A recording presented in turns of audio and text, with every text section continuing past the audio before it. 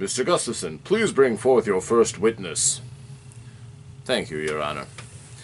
Ladies and gentlemen of the jury, it is my privilege to be here before you today to present my client for your consideration. We will be focusing on one aspect of my client so that you can see with your own eyes the merits and flaws of my character so that you can determine for yourself if you would also like to consider my client for your own interests.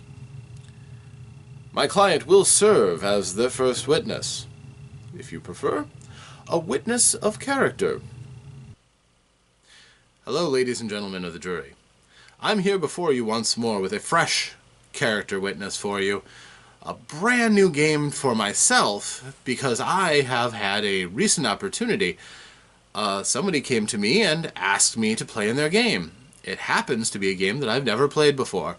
So I thought this would be the ideal opportunity to present a character witness for the making of my character for this game. Now, as I said, this is a brand new thing for me, so I understand the game and the concepts and everything, but when it comes down to the creation of a character and really knowing what's for the best and what to stay away from, I'm going into this relatively blind, so come with me, will you, as we work towards making a brand new Talislanta 4th edition character. Now, you might ask yourself, but Rob, when you do these character witnesses, don't you generally try to start from the 1st edition and move up through the editions, showing off the different changes and evolutions of the game? And to that I would respond, yes, I usually do. However, this game has just cropped up, and I would like to get this underway for my character without going through and doing 3 different character witnesses showing off the 1st, 2nd, and 3rd editions. The reasons for that are, well, there's a few. The first is that the game was originally created and produced by a company formed by the creator, Stephen Michael Secchi. And he produced 2 editions of the game.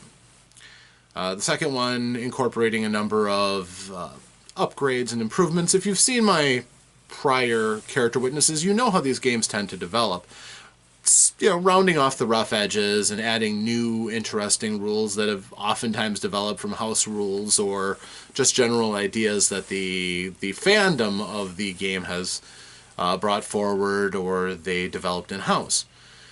So, the first 2 editions came in the end of the 1980s, and eventually the game company, Bard Games, Mr. Secchi's game company, went under. And Wizards of the Coast then got hold of the rights to Talislanta. They produced the 3rd edition of the game and some materials and support. It's interesting to note that Talislanta in general was mostly brought about from the very beginning by a series of short fictions, the Chronicles of Talislanta, which created the world, and then the game kind of rolled out from there. So when Wizards of the Coast came, they made a game based off of the role-playing game, which was based off of the fiction. And they produced some content for it, but then they passed it off to another company that went under before it could produce a 4th edition.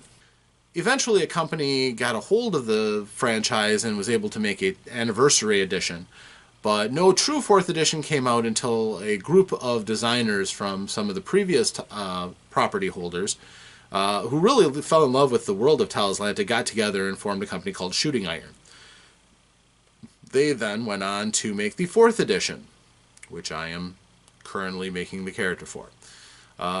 Later on, a 5th edition came out, and from what I understand, the game master that I'm running with is somewhat hostile to the 5th edition, not caring for it very much. So we're going to the 4th edition. Later on, if there's any interest in it, I will go back and check out the 1st, 2nd, and 3rd editions for this series. Interestingly enough, all of them are available currently on Talislanta.com for free. Mr. Secchi has opened up all of them to be available for download. As long as you're not selling it, you can play any of the editions of Talislanta or go back and read the fiction. There's a great deal of information there, and it's all completely free. So I have no difficulty in presenting this for your perusal. So, without a further ado, let us enter into the world of Talislanta together.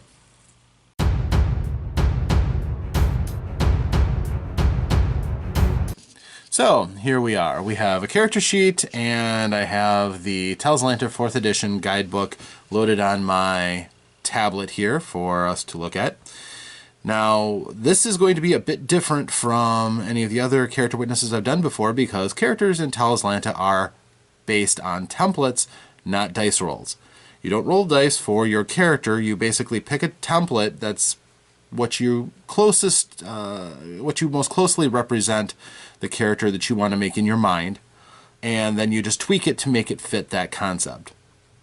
So what we're going to do is we're going to look at one geographical location on the Achaean continent in Talislanta. The area that the Game Master wants to run or start from is the Western Lands. So we're going to look at character templates that are appropriate for the Western Lands, from the peoples and cultures that are in that area.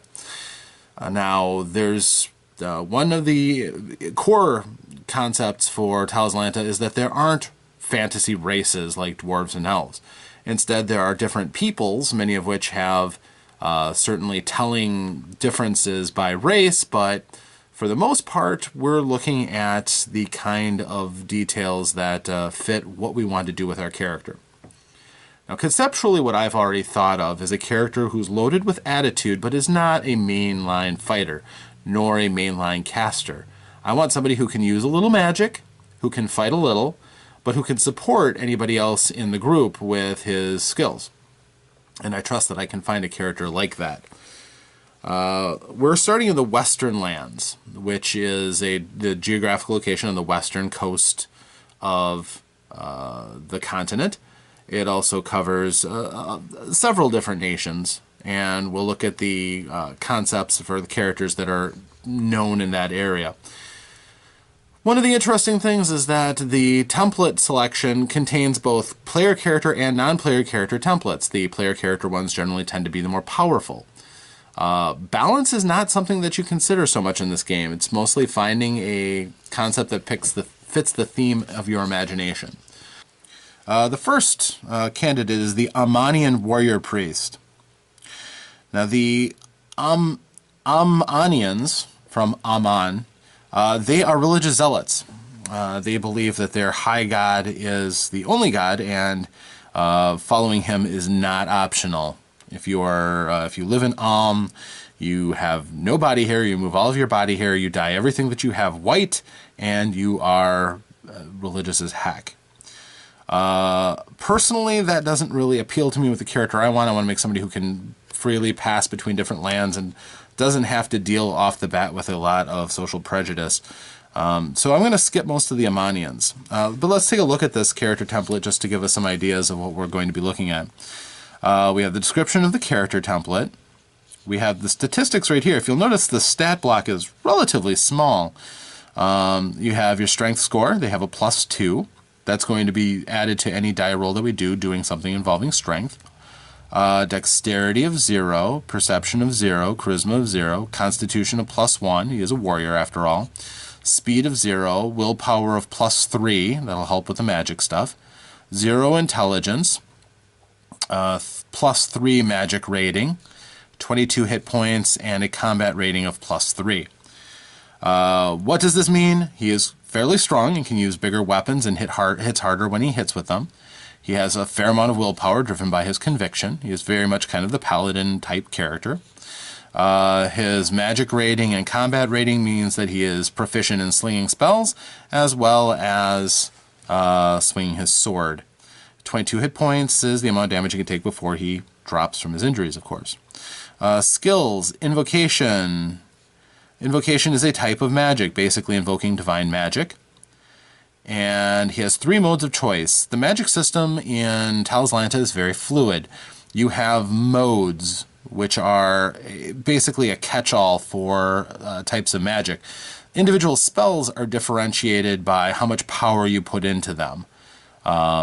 But generally, if you have an attack spell from one type of magic, that can be firing lightning bolts or blasts of flame or waves of force, or in this case, if he chooses invocation as attack, it would be like blasts of holy light. Whereas move could be flight, it could be levitation, it could be increasing your speed. So when you're picking magic, you have to think of the things that magic is going to be impacting.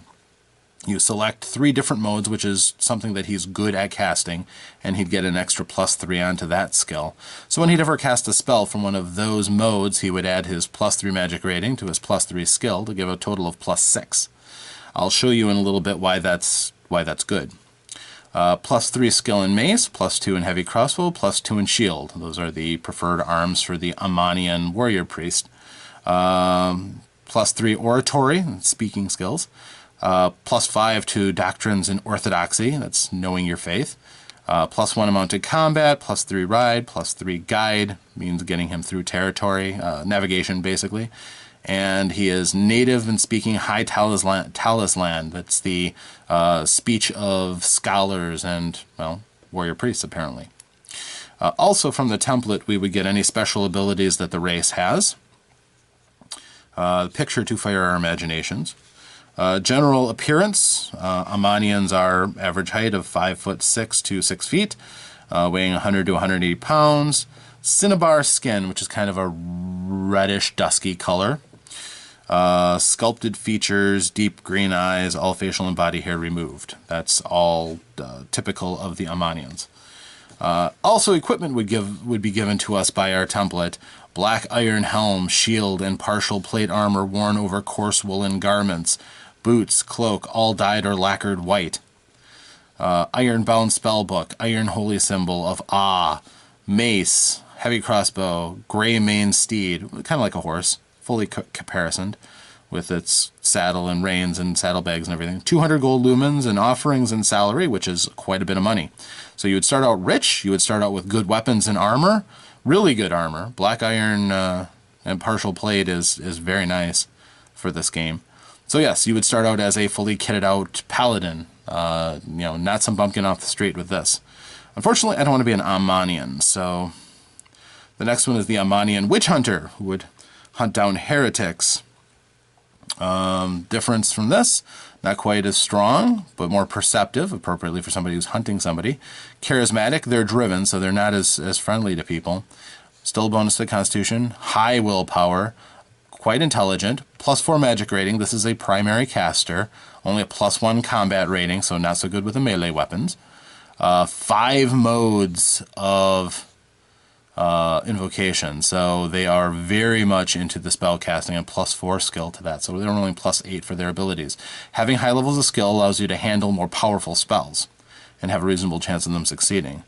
Longsword, staff, oratory, doctrines and orthodoxy, tracking, astrology, stealth, ride, and High Talislanta, native dialect. So again, this is a different slant, but similar traits. Not a frontline fighter by any stretch. Especially leather armor, wide-brimmed hat, boots, all dyed white, iron-bound spellbook, iron staff of the eye, longsword, pack bedroll, manacles, 1,000 gold lumens and bounties and salary.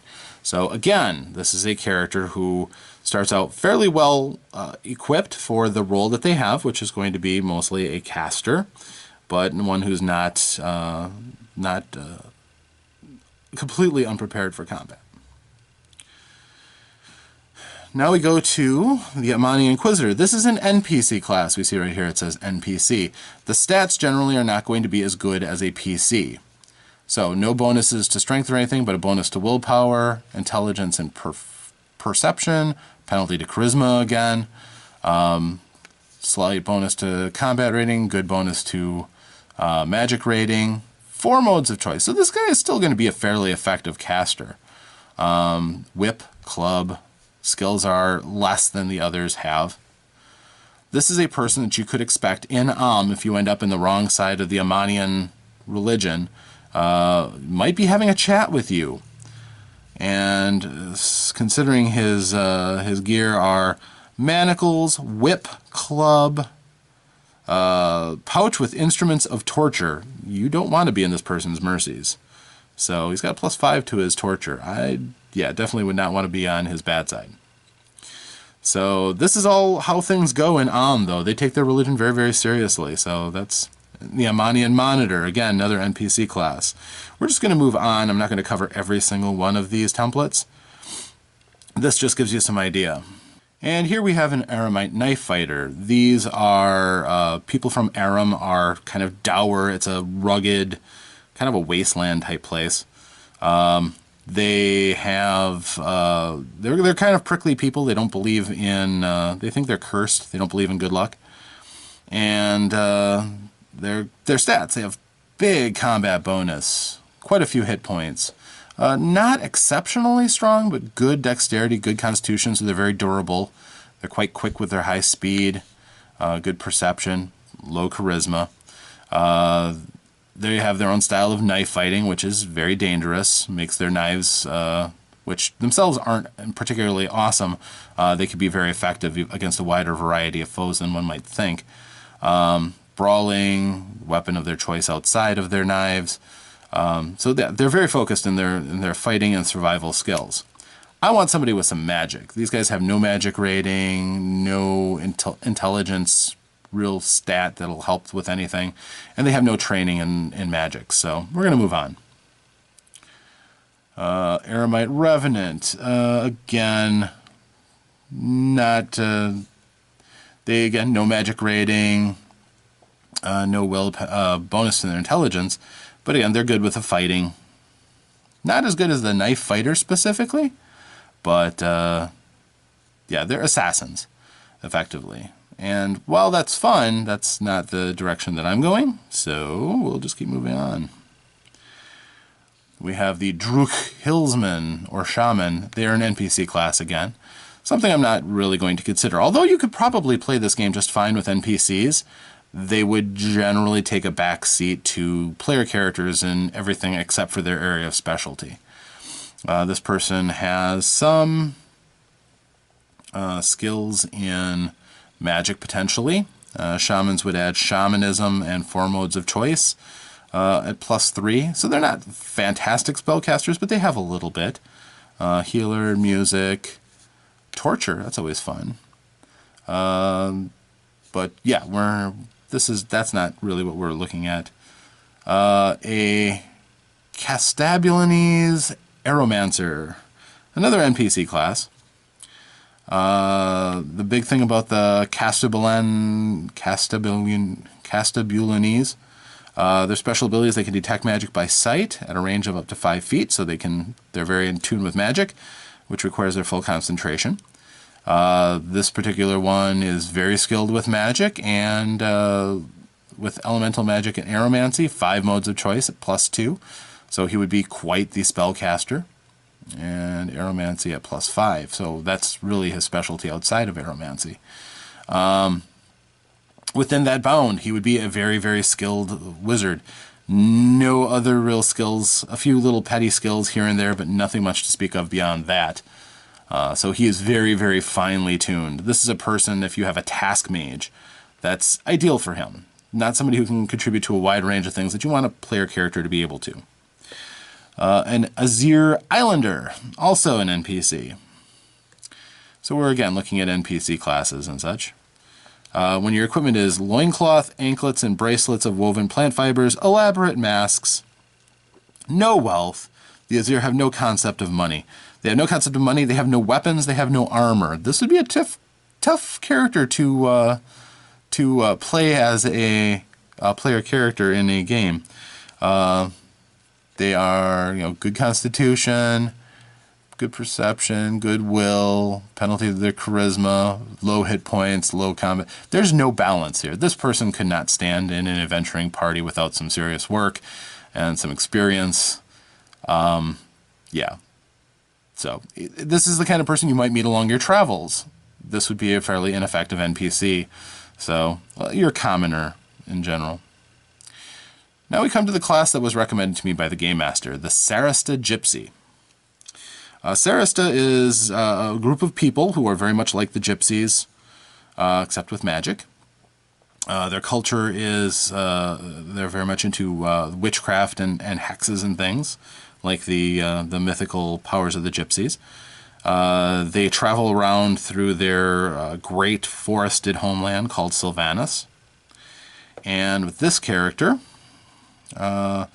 Fortuna is the goddess of luck that the gypsies believe that they have been blessed by, that everything belongs to them, so that justifies them stealing anything that they wish. Fortuna has blessed you with good sense to enjoy life. Sylvanas is a beautiful home, and living there is beyond restful. Fishing, hunting, exploring wooded trails, all are treasured pastimes. The dangers are few along the western coast, and you rarely want for anything. Yet even the good life can grow boring after a time, and so you roam far across the continent, by yourself, with your friends, or with the wagons of your clan. So they are nomadic by comparison, and this particular character would be have a good cover as an entertainer, and actually be quite good at it.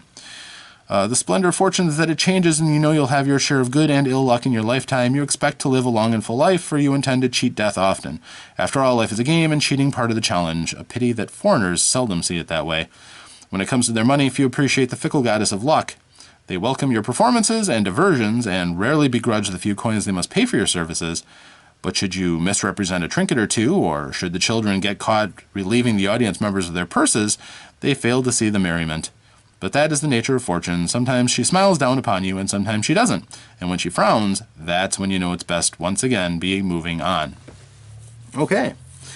This character has good dexterity, +2, +1 to speed, +1 to perception, +2 to charisma, +1 to intelligence. +3 combat, so not helpless. Only 20 hit points, it's all right. +2 to magic rating, so some magic abilities. Skill in witchcraft, 2 modes of choice at +1 each, so the magic will be very, very light. Only relatively low-powered spells, just little things to help out, but still with a magical presence, which I kind of like. Dagger +2, weapon of choice +2. And a lot of thieving skills. Legerdemain is your sleight of hand, your pickpockets, things like that involving fine dexterity and misdirection. Deception, stealth. Herblore, useful if you live in a wooded land, but could be useful to, as a trade if you need to, or for finding supplies in the field. Guide in Sylvanas, which is only really useful if you stay in Sylvanas. Streetwise +7, that's a huge skill. Thieving skills, 2 of choice at +5. Performing skills, 2 of choice +5. Ride +2, Low Talisian native, Saracen native, so a couple languages. Very nice. This is your typical thief character with a great cover of being an entertainer. Equipment, colorful garments including a cape, beret, sash, tight-fitting hose, high boots of soft hide, ear bangles. So can you already picture this person dressed out like this with their beret and their colorful clothes and sash? And I can already imagine this character.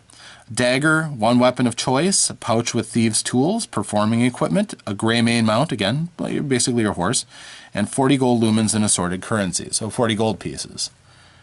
That's not a bad start. This is not going to be a frontline fighter, nor will this person ever be the primary caster. This could be very, very intriguing, though, as a character to develop from, and also a character who will often find their skills useful in a city, in a dungeon, out in the woods. That's the kind of thing that I really kind of crave in this character. So I think we're going to go with the Saracen Gypsy. So for archetype, we're going to write in Saracen Gypsy, and we've written that in the archetype. That's not going to change. Name. I like a little more exotic name. I like using Z's, and so we're going to be Zaltique. Put a hyphen in there. Let's see. Gender, we're going to be male. I don't often play cross-gender. Not really my thing. Don't get much of a thrill off of it. Age. Starting off in an adventure, we'll say a relatively impressionable age of 18. By this time, he'll already have had the training to have the skills that he has. So he's not going to be a child wanderer, but he's still going to be very young yet. Height, 5 to 6 feet tall. Let's go on the short side, 5 foot 4 inches. Weight 80 to 180 pounds. Well, he's going to be slight, so we're just going to go with this even 100 pounds. Eyes, dark eyes, we'll say brown. Dark brown. And hair, black hair. Black hair.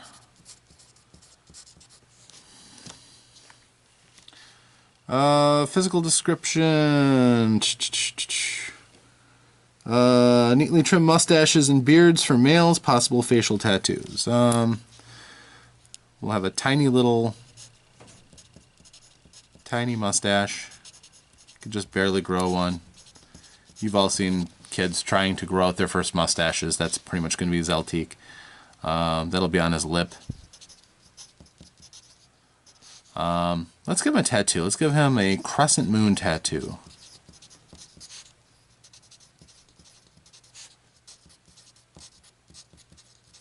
Let's have it go around his left eye. He'll be lean, but with a wiry musculature.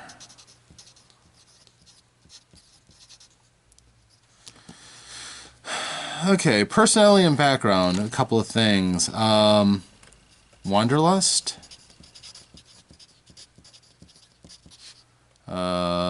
Hedonistic. He's after pleasure and excitement and new things. Wanderlust, hedonism, and curiosity. Those should be his watchwords. Let's give him a reason to adventure. How about he's...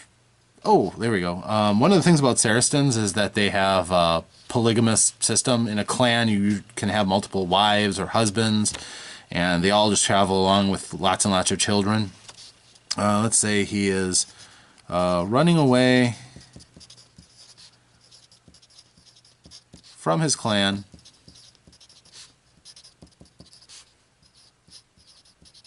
and his two nagging wives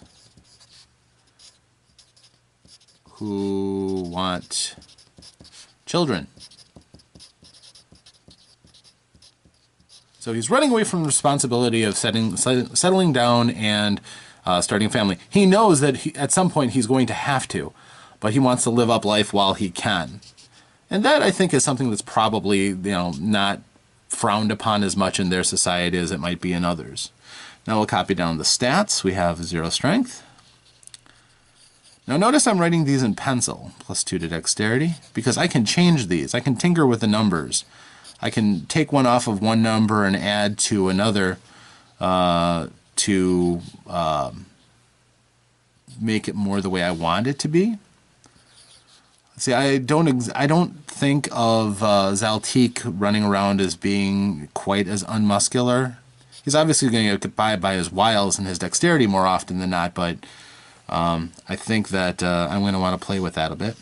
His combat rating is a +3, magical rating of +2, 20 hit points. Skills, he has witchcraft. And 2 modes in that, and those would be level +1 on each of those. Yes. His daggers +2. Is that +2? Weapon of choice. I always like a relatively light weapon that is effective. I think I'm going to pick scimitar. I can see him with the scimitar in one hand, dagger in the other. That's also a +2. Scimitars are effective weapons. I just like curved weapons in general. Curved swords specifically. Sabers, katanas, cutlasses, scimitars. I just kind of always liked the design idea. Ledger domain.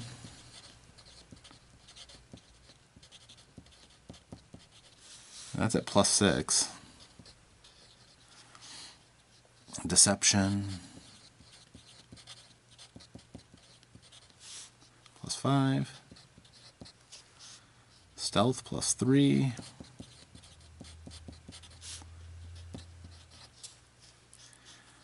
Herblore +4. Guide Sylvanus.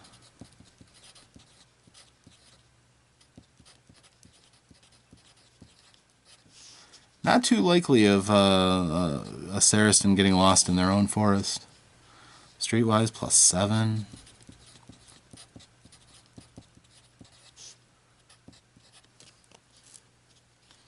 So we've got 2 thieving skills at +5 each, and 2 performing skills at +5 each. So he is really set for the for being skill based. Ride is +2. Good, but not exceptional. Languages of Low Talislan.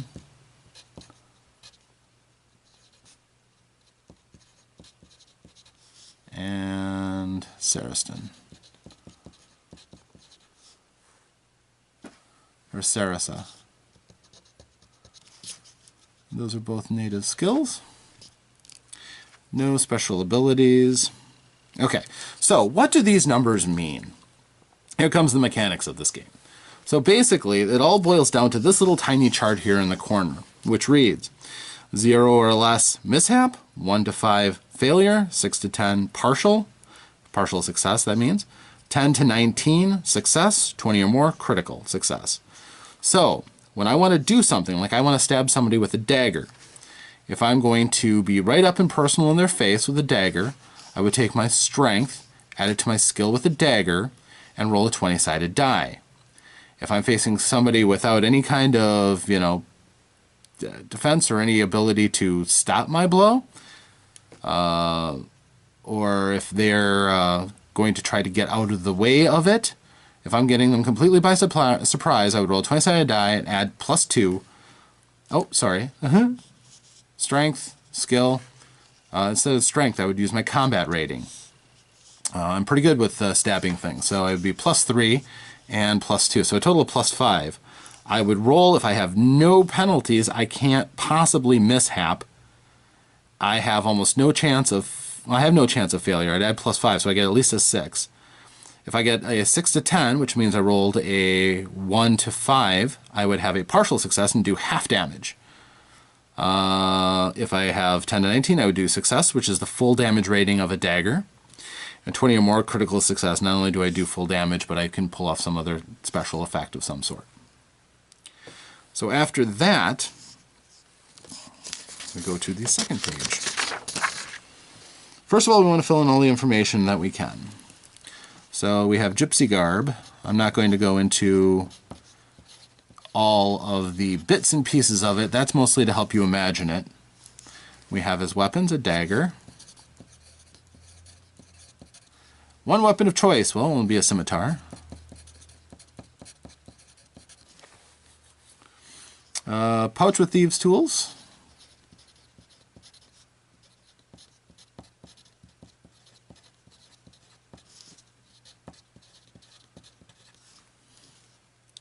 Performing equipment.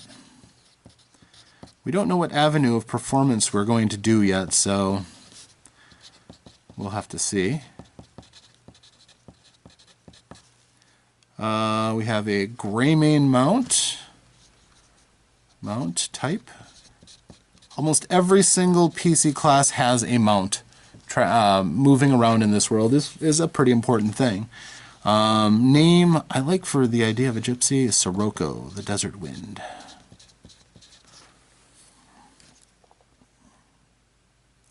Stats and everything will be provided by Game Master.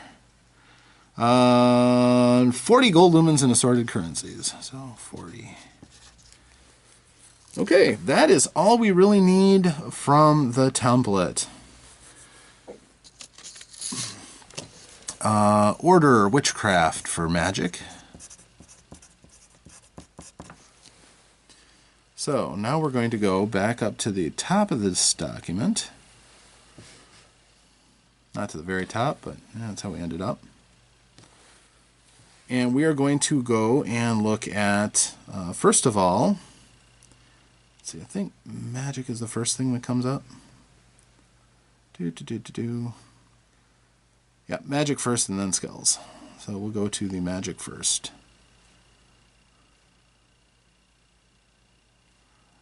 Now, this has a block of about 300 pages, which is just the world and the templates in the world. It's a lot. So if it's daunting that it's over 500 pages, a lot of the things are there for flavor and understanding how that works. The rest of it is relatively slight and is a bunch of tables for your stuff and the rules on, combat and all the other fun things. The actual combat section is relatively small. There's only so many things that you can do in the game, which is things like flee, attack, cast a spell. It breaks it down to be a fairly simple game to play. After that, then you want to do something tricky. It's all based on stunts. Yeah, it's a bit more detailed. One of these days we'll do a complete overview of the rules, but for this we're just worrying about character creation.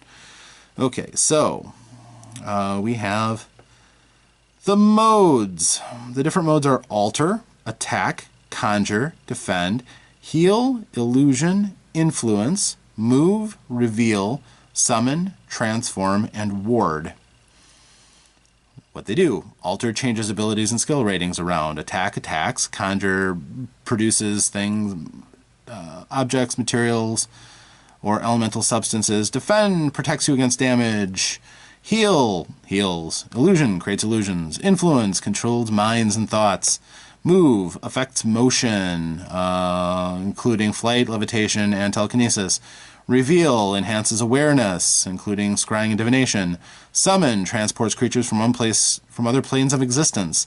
Transform turns one thing into another, and ward provides immunity to diseases, poison, the environment, mind control, etc. So blanket protection. So all of those have their own individual rules for how spells work off of that. But basically, you tell the game master you want to create an effect. You figure out how powerful it has to be to pull off that effect. And the more powerful it is, the bigger penalty you're going to have to make your roll. Then you take your raw skill and your magic rating, add them together, subtract the penalty based on how powerful whatever you're going to do is, and then go forward from there. Make your roll and see how it is on the table. If you cast a spell from memory, which is how you're going to do most of your stuff, at least extemporaneously, you will have penalties iteratively after you continue to keep casting spells from memory. It's taxing. So the only way you bypass that is if you get a critical success. So casting weaker spells in the hopes of trying to get a critical success can be useful for a skilled caster. In my case, it's just going to be, I'm not going to cast spells very often. I'm not powerful enough to do that. In the future, maybe I might be. Now, there's lots of different orders of magic, from necromancy, shamanism, crystalmancy that gnomes use. My brand is witchcraft, which is a primal, primitive magic akin to things like voodoo. This, perhaps the oldest magical order of the continent. Witchcraft relies heavily on physical components for its spells to work. A connection must always be made between the witch, the material of the spell, and the target. The connection is often metaphorical. A witch may break a handful of twigs to symbolize breaking bones, for example. But it'll work as long as the metaphor has meaning for the witch. So that can be neat. The magic of witchcraft is about relationships, not power. If a witch wants to break a stone in two, he does not hurl destructive energy at the stone. He associates the stone with a bit of clay and breaks the clay instead. So that's interesting.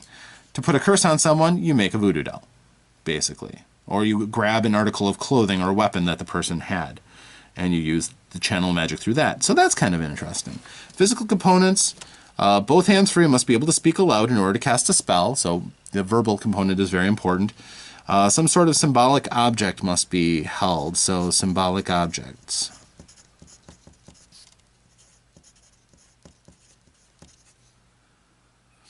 And is often destroyed as part of the magic ritual. The player is free to improvise appropriate metaphors for the spell components. So it's very flexible as long as you're quick thinking. I like to think I'm pretty quick thinking, so this could be fun. Advantages. Witches possess the power of binding, allowing them to work their magic across any distance, providing they have a strong mystical connection to their target. See Voodoo Doll. Being able to cast through basically sympathetic magic, you can eliminate the effect of range on casting your spell. Any object that's been on the target's person for 3 or more days, or a physical piece of the target, hair, fingernails, or blood will suffice. This material can be used for a single ritual only and is consumed as the spell is cast. Spells that incorporate the power of binding act as the witch is touching the target. So yeah, binding eliminates ranges if you have something that the person owned. That could be very, very useful. It also could be very, well, trivial if you're not the kind of person who thinks about, collecting trophies or bits of pieces of people. The more you have, the more dangerous you are to that person. Consider a person could be sitting down eating, and you could cast a spell through a bit of hair that you collected from their barber, and all of a sudden, bam, they get blasted by your spell, and they have no recourse because you weren't present to do it. It's very, very sneaky. I like that. Levitation. Limitation. The forces that empower a witch's magic can be somewhat capricious. On a natural casting roll of 13, the spell has no effect regardless of the various modifiers. Okay, always fails on a 13. That's kind of arbitrary. I'm not much of one to fear the number 13, but okay, fine, whatever. Not available. Conjure. They do not conjure. So I can just draw an X through that. Witchcraft cannot be used to conjure. All of the orders have something that they are prohibited. If I want to be able to conjure things, I need to go and learn a different order of magic to do that.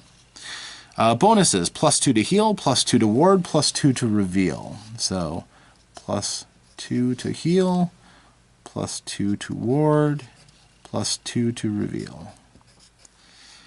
Penalties, attack, -3. Outright magic of blasting things is not really what witchcraft does best. Although you can. You can still try. I'm just not going to be very good at it. Alter effects, which can alter virtually any quality, provided he has the appropriate physical components. The heart of an ogrefant might help the witch alter a subject's strength, for example. No alteration can be made without a metaphorical connection like this. Okay, so we need stuff. Transform effects, witch's curse sometimes takes the form of a transformation of the target into an animal. Once it's cast, it takes a day per level of the spell for the target to transform completely. The process is a gradual one, adding a new animal feature each day as the spell runs its course. Oh, so this fits on the animal transformation curses like the ass's head of Bottom in A Midsummer Night's Dream. I love that. I don't see my character doing that a lot because I'm not very good at magic, but that could be fun. Summon effects. A witch can summon minor spirit forms to perform simple tasks. These spirit forms are ability level 7 or less and can do no harm to living things. They do have unique qualities, however, including invisibility, immunity to normal weapons, and the special power of weirding. See sample spell below. Awesome! Very nice. And they can create enchantments on things. So, yeah, this sounds like this is going to be really a lot of fun. Now I get a +2 to 2 of these modes. I could work to reduce the penalty on attack if I wanted to, but I see my character using it to help him in his thieving stuff. So I'm going to add +2 to his move. And I think I'm going to...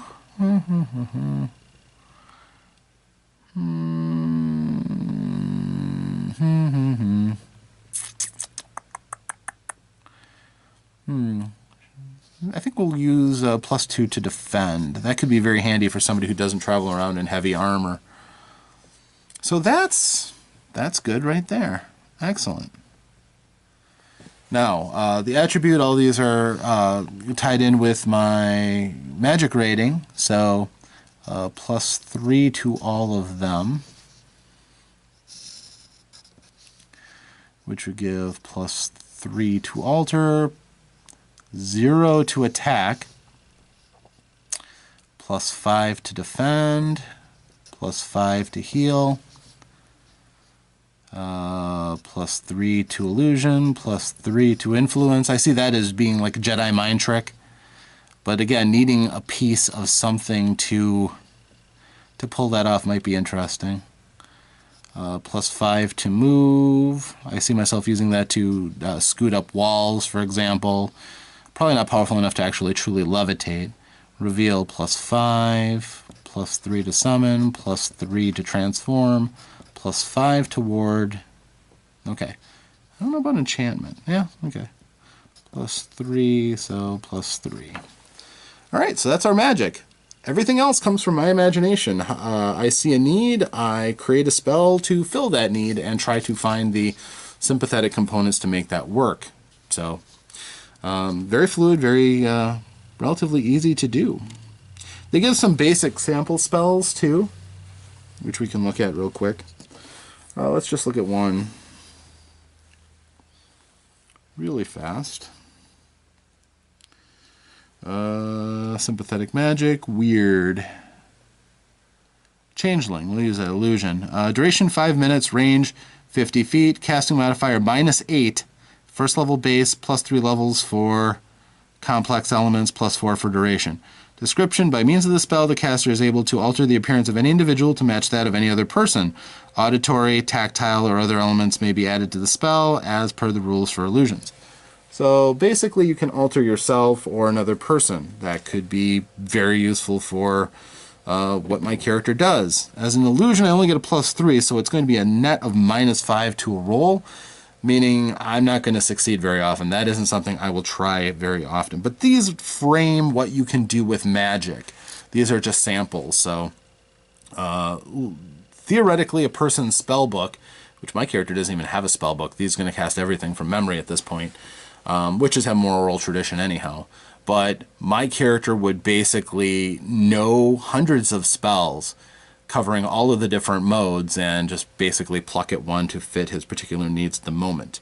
That's a different way of handling magic, much more free form, very flexible for the user, and honestly most things fit within the different modes pretty well. So as far as concept goes, it's not bad. We're not going to worry about enchanting or anything like that. The next part is skills and figuring those out. Going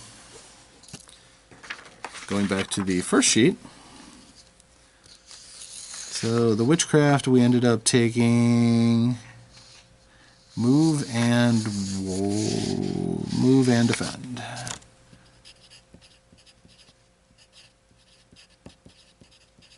We can eventually use skills to raise our skill with the different modes too. So at some point we're not just locked down to those, which is good. Okay, let's go through these skills real quick. The skills are broken down roughly into what they're used in. Like your common skills are things everybody might have, which would include ride. And to that you have an attribute modifier, in this case your dexterity. Now let's look at the attributes real quick. I'm not sure I feel comfortable with where they're at. It's good, it's really good, but I think I could do with a little less charisma, a little bit less, and I think I want to pump up my strength a little bit. If I'm going out on my own, I think I might want to have a little extra muscle on my side, but I still have bonuses in both. It's not bad. I'm going to get by a lot on my skills, which are going to be more important, I think, than having the good charisma. And having that extra strength might be able to get me some places where my mouth can't. So, other than that, though, having a speed or dexterity is good. Actually, I think I'd actually rather have the charisma. So I'll keep the charisma at +2, but I'll go down to no bonus to speed. That might be really good, that might be really bad, but this is my first character. I want to try it. So I'll be just a little bit stronger. So ride is based off of your dexterity, which is +2. So +2 and +2 is a total of +4. Yay. Your language skills. Well, my character could probably stand to be skilled in any of the languages, based off his intelligence, which is no bonus. So, if you are native, your skill rating is effectively +10 or greater. So, honestly, I don't think a person would ever really need to roll on their native language, so I'm not really going to be too worried about that. Alright. There's lots of different languages. Again, lots of these different cultures and things, each one spawning their own language. Not so many that you could never learn them all, but yeah, it's kind of neat. And my people, the Saracens, have their own, which is cool. There are a couple of combat skills too that are unique to different people, like the Eremite knife fighting skills, but my character isn't so interested in fighting. Maybe over the course of gameplay I might pick up some of these, but I don't really see that happening. However, weapon skills are modified by combat rating. I do have the dagger, that would be +3, and scimitar +3, so a total of +5 for either of those.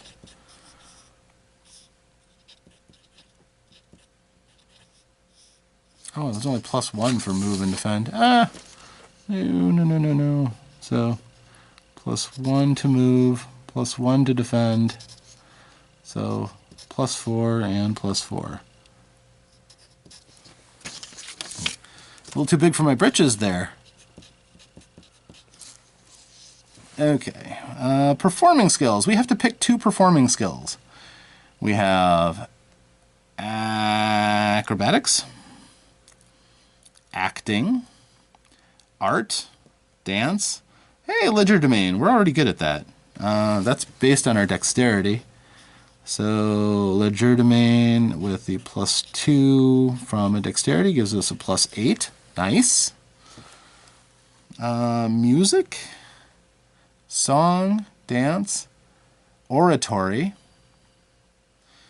You know, dance could be good for somebody who is dexterous and nimble.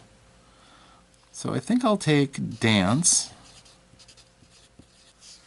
which is based off of dexterity, I'm hoping, yes. So +2 makes me a good dancer at +7. So I can make a living dancing quite well. I think also crossing over with my thieving skill, acrobatics, I'd be quite an impressive dancer being able to incorporate acrobatic skills in, but an extra +2 brings that up to a +7 as well. So that's my character. He is a backup dancer. Very good one, too. Scholarly skills, we don't have any of that, I'm pretty sure. Oh, wait, we have Herblore, don't we? Nope, that's not a scholarly skill, apparently. Thieving skills, all right. We have bribe, coerce, influence somebody by threats or violence. That's not my style. Deception, we're already good at that. Deception is based off of charisma, which is still +2. So +2 brings us to +7. I'm going to guess that stealth is also one of these skills. Stealth, yes it is, based on dexterity. So again, +2, only a +5 in stealth. We'll have to get better at that. Streetwise, yeah, streetwise +7. It's based off of your intelligence, which is 0. So that's just +7. Okay, Herblore, and we need 2 other skills. Torture, no. Underworld, intimate knowledge of customs of Underworld. I like traps.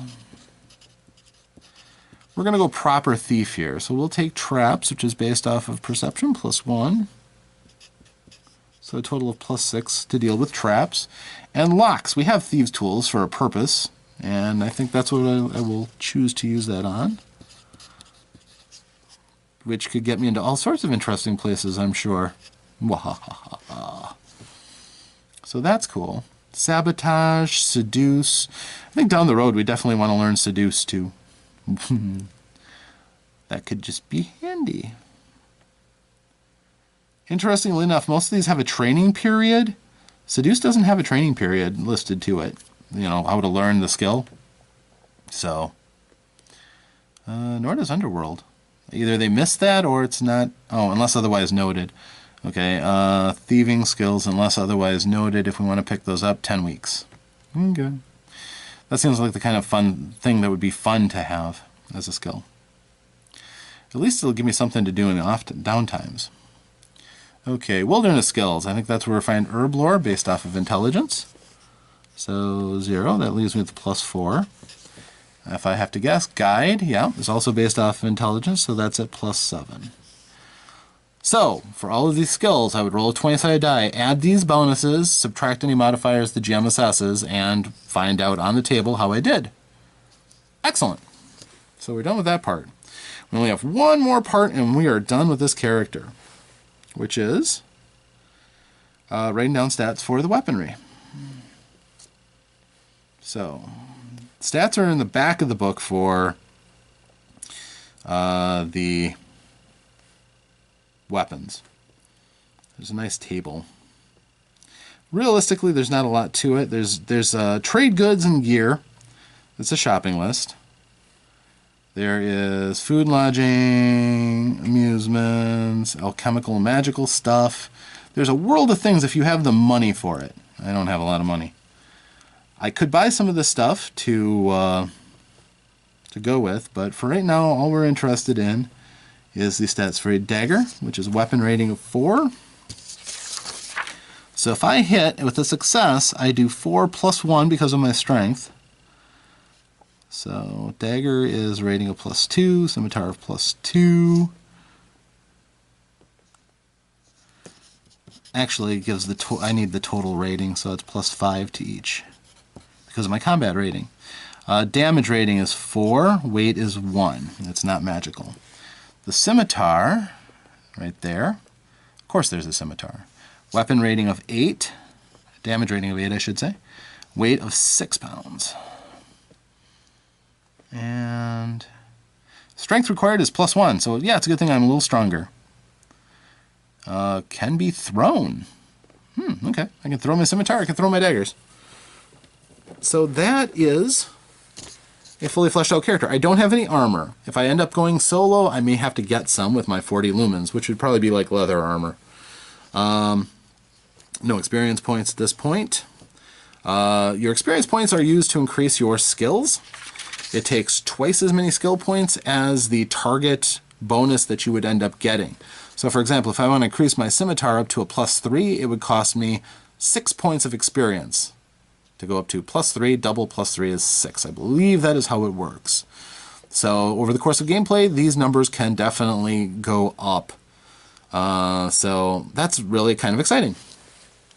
We now have a completely fleshed out character. Zaltik is ready to go. I have customized him a little bit. I didn't need much.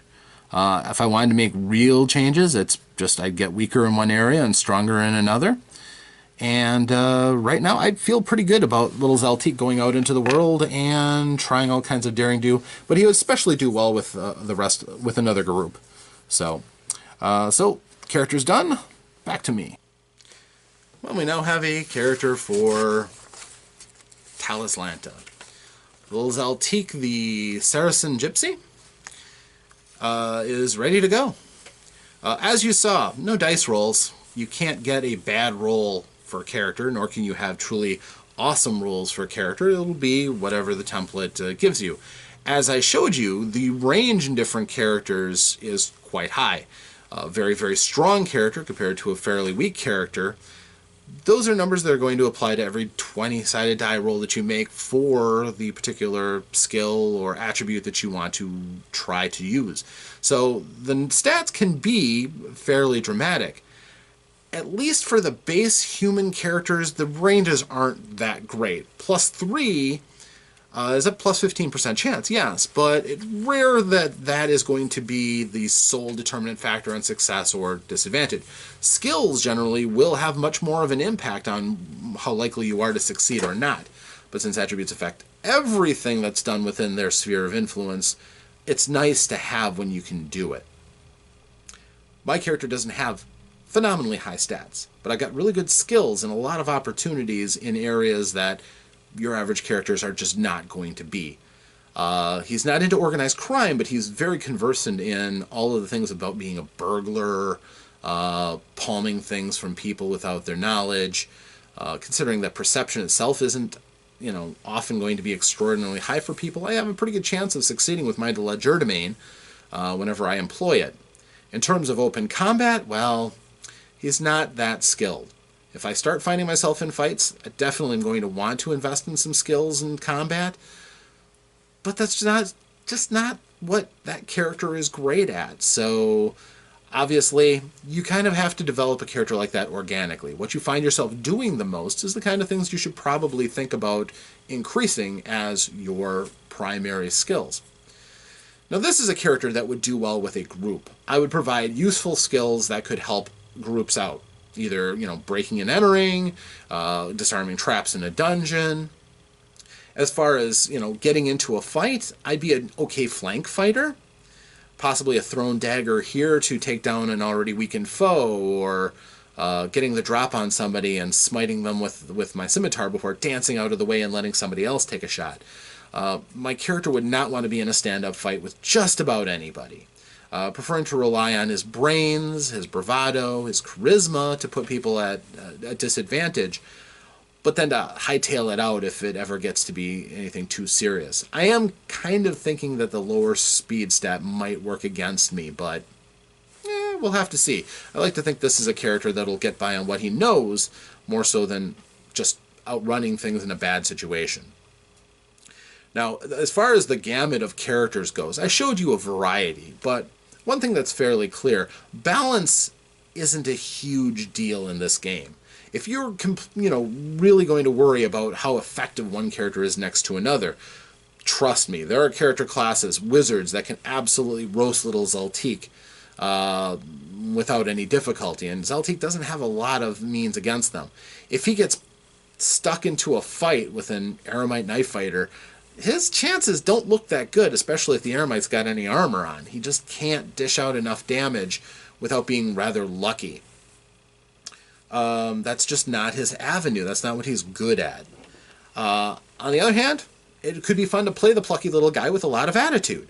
He thinks that the world is his, thanks to the blessings of Fortuna, and he's going to go out and enjoy the daylights out of himself. I can see him spending any money he gets almost as quickly as he gets it. He could be a lot of fun and being lighthearted and really just enjoying experiences, and that wanderlust and that curiosity driving him to see as much of the world of Talislanta as he can, which is great for my first character. I look forward to doing just that, having some very interesting adventures, meeting strange and exotic people, and learning about the world as Altique learns about the world. I don't really want to sit and read one end of the world book to the other and learn all about the different races and cultures and things. I could have gone on and on through the templates and looked through and tried to cherry pick out what I thought was the best template. And there are some very compelling ones. There's a giant in there, legitimately a 10 to 16 foot tall giant. With his physical stats, his strength is like +8, his constitution is +8. He has a weapon with rating like 16. One hit kill on poor little Zaltik here with no armor. His only hope would be to hightail it out as soon as he saw this person trying to kill him. And even then, good luck. His opponent is 16 feet tall. He'd have to try to find the deepest, darkest hole he could and hope that this giant couldn't find him. There are spellcasters who are already good enough to be throwing out impressive fireballs and things that can cook your opponents. So, yeah, as far as overall stand-up effectiveness, little Zaltik doesn't try to do that. He's going to succeed or fail based on how the dice go, involving everything except a straight-up fight, if he can at all avoid it. Or a spell duel. Not interested at all. He might have enough skill to throw up a weak ward to give himself a chance, or to help out somebody in his group. He has just enough healing art that he can possibly heal some injury after a fight. But don't look for him to be a battlefield medic either. He's just not slanted that way. But I think that he could be a very compelling and fun character to play. That is what Talislanta is. It's not a game about great dice rolls and everything. It's about carving your niche out of the world on your style and playing in a world with decades of world building and the same fantasy flavor that you might get from a game like Dungeons and Dragons, but a very rich and revealed world with lots and lots of fantasy backing it up. If you have a game master who understands the world and, you know, dwells on the adventures that you can have in that world, that's something that you could very easily fall in love with, I think. As far as creating the character, I'm not one really for template characters. They're fine, but generally, again, balance often tends to be skewed. You may have characters who will dominate certain segments of the game again and again.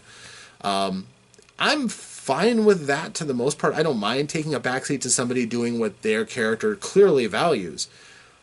But, you know, in a game like Dungeons and Dragons where everything is balanced a bit better, you rarely feel like you're completely out of the loop in terms of, you know, most experiences within the game, with an intentional development of that. This game, your character may have, you know, areas where you aren't going to be able to do much of anything, or may have some significant penalties in trying to keep up with people who are good in a particular avenue or not. I don't think that that's a deal breaker at all. I think that a good game master can make a fun and gripping adventure, and you can enjoy putting all the style and role-playing into your character to really make this game come to life. I'll tell you, I'm looking forward to my opportunities in the world of Talislanta and taking this character and doing cool things with him.